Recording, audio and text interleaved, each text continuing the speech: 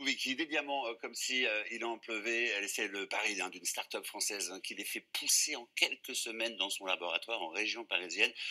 Dans le monde, le marché des diamants dits de synthèse est en plein essor, des pierres artificielles qui rendent les bijoux plus accessibles. Explication Margot Dulon et Nastasia Assmann.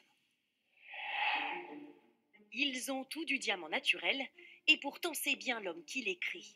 Des diamants de synthèse aussi beaux que les vrais, fabriqués ici, en région parisienne, dans ce réacteur four chauffé à près de 1000 degrés.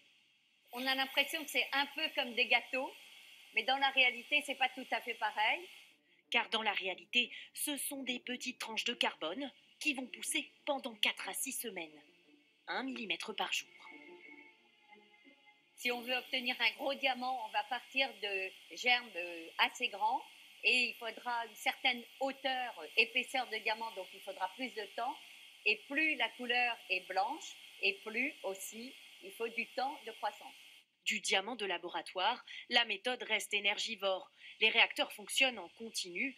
On y introduit notamment du méthane.